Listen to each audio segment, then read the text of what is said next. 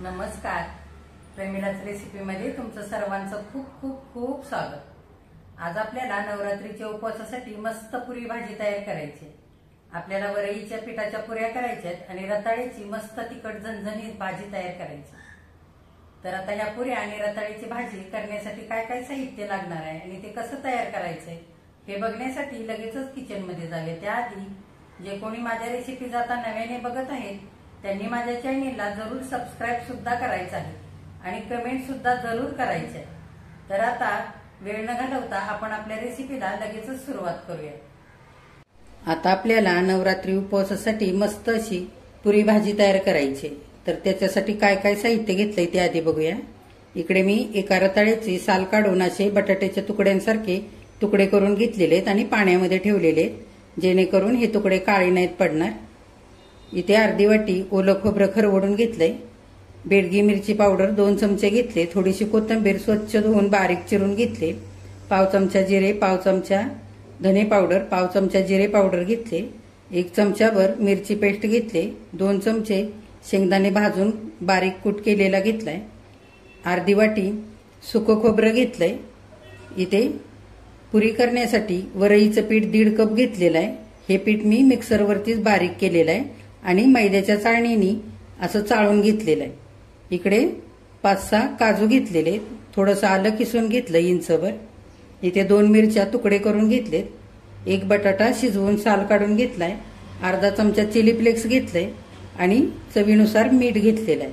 आता आपण आधी रताळ्याची भाजी करूया. आता रताळ्याची भाजी करण्यासाठी मी इकडे कढई ठेवली आहे गॅसवर. आपण थोडंसं तेल घालूया.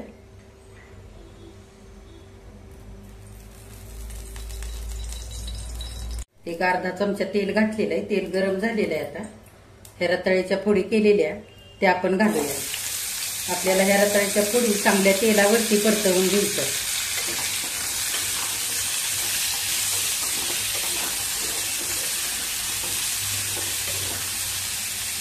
आता 2-3 मिनिटं मध्यम गॅसवरती रताळ्याच्या फोडी चांगल्या परतवून घेतलेले.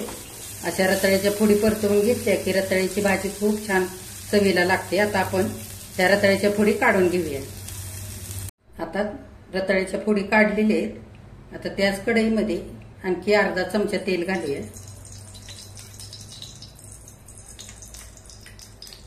आणि त्याच्यामध्ये सुकं खोबरं घालूया.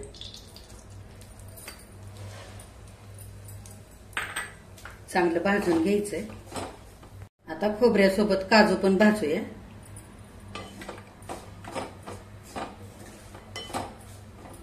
काजू आणि खोबरं भाजलेलं आहे. त्याच्यात मिरच्या घालूया आणि हे ओलं खोबरं खरवडलेलं ते पण घालूया. आपल्याला लाल तिखट पण थोडंसं वापरायचंय बेडगी मिरचीचं.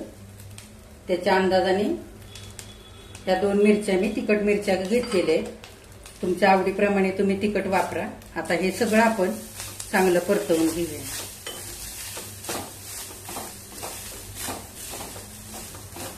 हे बघा, मसाला चांगला मी भाजून घेतला 1 मिनिटभर. आता चांगला भाजलेला आहे. आपण गॅस बंद करूया आणि हा मसाला थंड होण्यासाठी काढूया.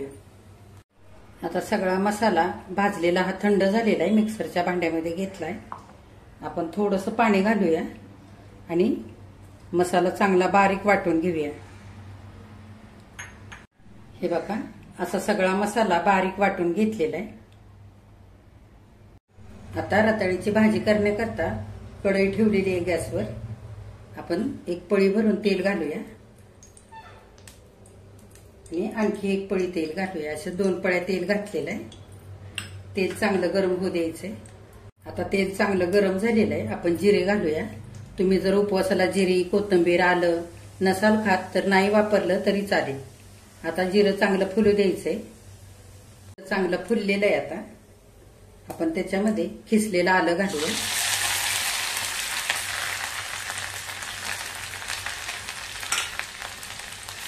चांगलं परतवून घ्यायचं. आता त्याच्यामध्ये पाव चमचा धने पावडर आणि जिरे पावडर घालूया.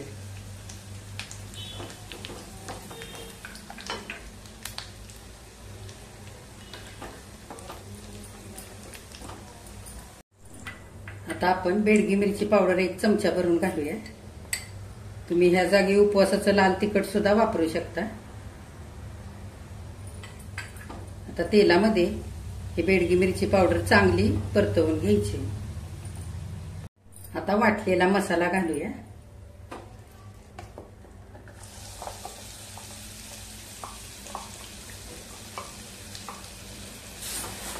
आणि तेलामध्ये चांगला परतवून घ्यायचा। हे बघा मसाला चांगला तेल सुटेपर्यंत परतवून झालेला आहे। आता आपण ह्या भाजून घेतलेल्या रताळ्याच्या फोडी घालूया आणि मसाल्यामध्ये एकजीव करून घ्यायच्या। रताळ्याच्या फोडी आता मसाल्यामध्ये चांगले एकजीव झालेले, आपण थोडीशी कोथिंबीर घालूया आणि पुन्हा एकदा चांगलं परतवून घेऊया। आता मिक्सरचं भांड धुवून पाणी घालूया। तुम्हाला किती रस्सा करायचा आहे भाजीला त्या अंदाजाने पाणी घालायचं। पुरी सोबत खायचं आहे त्याच्यामुळे आपण पातळ नाही करणार आहे ही भाजी, थोडीशी दाटसरच ठेवायची। आता चवीनुसार मीठ घालूया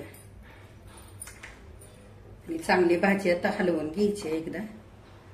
आपल्याला ही भाजी चांगली उकळल्यानंतर 7 ते 8 मिनिटं छान अशी बारीक गॅसवरती चांगली उकळवून द्यायची। रताळी लगेच शिजतात बटाट्यासारखी। बघा रताळीची भाजी आता चांगली उकळलेली आहे, आपण एकदा हलवून घेऊया आणि मध्यम गॅसवरती आपल्याला 7 ते 8 मिनिटं ही भाजी चांगली शिजवून घ्यायची। रताळ्याला सुद्धा फार वेळ लागत नाही शिजायला। आणि नंतर आपण भाजलेल्या शेंगदाण्याचा कूट घालूया। भाजी शिजते तोपर्यंत आपण पुरीसाठी पीठ मळूया। आता शिजवून घेतलेला बटाटा आधी आपल्याला खिसून घ्यायचा आहे। हे बघा बारीक खिसणीने खिसला तरी चालतो किंवा अशा खिसणीने खिसला तरी। हे बघा सगळा बटाटा आता खिसून झालेला आहे, त्याच्यामध्ये आपण वरईचं पीठ घालूया।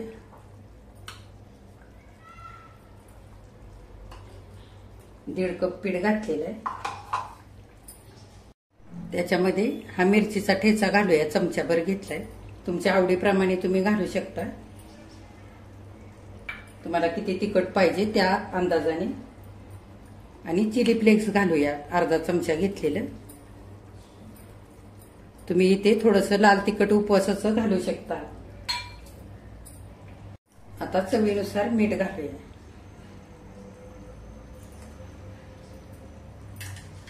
आता हे सगळं पीठ आपल्याला बटाट्यामध्ये आधी हाताने एकजीव करून घ्यायचंय। आता बटाट्यामध्ये हे पीठ एकजीव करून घेऊया।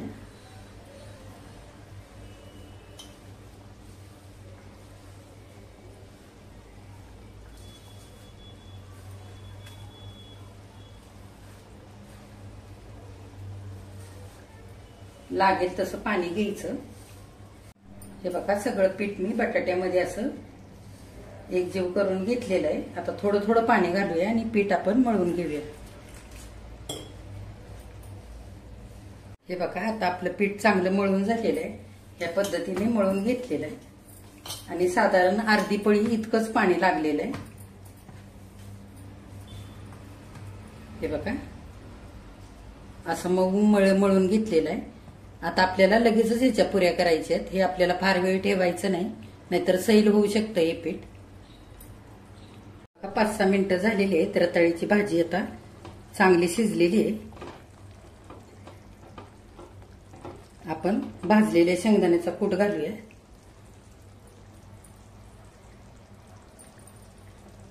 आणि चांगलं एकजीव करून घेऊया आणि मिनिटभर आणखी आपण उकळू देऊया थोडा वेळ।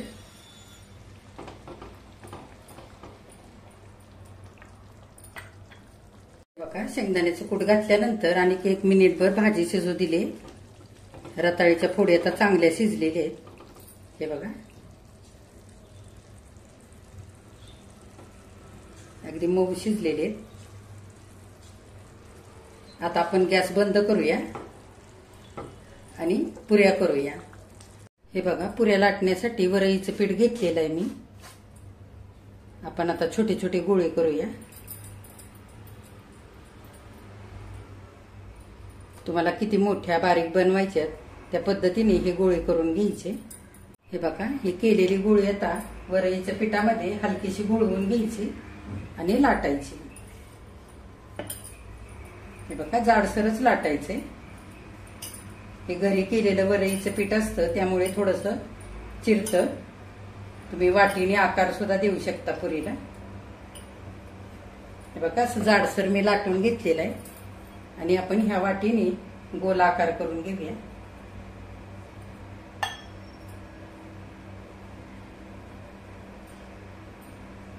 हे बघा, असं सुद्धा करू शकता आणि नुसत्या लाटून सुद्धा करू शकता. आपण आणखी 2-4 करून घेऊ आणि तळून घेऊया. 5-6 पुऱ्या मी करून घेतलेले आहेत. छान वाटीने आकार दिले. आता आपण तळून घेऊया. तेल सुद्धा तापलेलं आहे. आपण आता पुरी घालूया. गॅस थोडा मध्यम करायचा. छान गोल्डन रंगावरती आपल्याला पुरी तळून घ्यायची.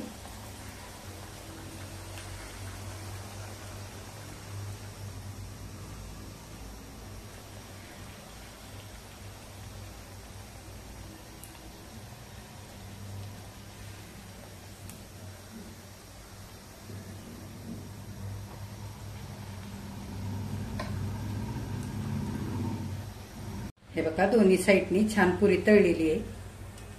आपण काढून घेऊया. हे बघा, आणखी एक घालूया.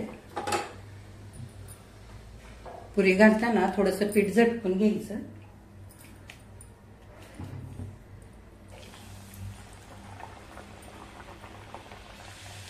हे बघा, काढून घेऊया. आणखी अजून अशाच तळून घेऊया. करून घेतलेल्या ह्या 4-5 पुऱ्या मी अशा तळून घेतलेल्या आहेत. आता आपण उरलेल्या पिठाच्या सगळ्या पुऱ्या अशाच करून तळून घेऊया. हे बघा, वरईच्या पिठाच्या पुऱ्या आता तळून तयार झालेल्या आहेत. किती मस्त झाल्यात बघा. आणि रंग सुद्धा हलकासा लाल आलेला आहे. आपण त्याच्यामध्ये चिली फ्लेक्स घातलेला. सुंदर पुऱ्या झालेल्या आहेत अगदी. तर ह्या पुऱ्या करण्यासाठी मी घरीच वरईचं पीठ दळून घेतलं मिक्सरवरती आणि ते बारीक चाळणीने चाळलं तरी सुद्धा हलकसं रवाळ राहिलेलं तरी मस्त पुऱ्या झालेल्या आहेत. जर तुम्ही विकतचं पीठ वापरणार असाल तरी सुद्धा चालेल. विकतचं पीठ जरा बारीक असतं गव्हाच्या पिठासारखं आणि घरी केलेलं पीठ थोडंसं हलकं जाड राहतं. चाळणीने चाळून घेतलं तरी सुद्धा बघा किती मस्त पुऱ्या झाल्या. तर तुम्ही घरी सुद्धा असं वरईचं पीठ करून मिक्सरवरती ह्या अशा पुऱ्या तयार करू शकता. तर आता आपण पुरी आणि भाजी एका ताटामध्ये वाढून घेऊया. हे बघा, नवरात्री उपवासासाठी मस्त अशा वरईच्या पुऱ्या आणि इकडे रताळ्याची वेगळ्या पद्धतीने केलेली लपथबी भाजी तयार झालेली आहे खाण्यासाठी. हे बघा किती छान झाले. तर अशा पुऱ्यांसोबत तुम्ही ही भाजी करणार असाल तर अशीच लपथबी बनवायची. आणि जर तुम्ही वरईची भाकरी, राजगिऱ्याची भाकरी किंवा वरईचा भात करणार असाल उपवासासाठी तर ही भाजी थोडीशी पातळ सरसरीत करायची म्हणजे छान लागते खायला. आणि ह्या भाजीला हलकीशी गोड चव येते. रताळी गोड असतात त्याच्यामुळे तिखट गोड अशी ही भाजी खायला खूपच भारी लागते. तर ह्या पद्धतीने नवरात्री उपवासासाठी तुम्ही अशी रताळीची वेगळ्या पद्धतीची भाजी आणि अशा वरईच्या पुऱ्या करून बघा. आणि माझ्या चॅनेलला लाईक, शेअर आणि सबस्क्राईब सुद्धा जरूर करा आणि कमेंट करायला अजिबात विसरू नका. हे बघा, नवरात्री उपवासासाठी मस्त अशा वरईच्या पुऱ्या आणि रताळ्याची लपथबी भाजी खाण्यासाठी तयार झालेली. मी तुम्हाला दाखवते.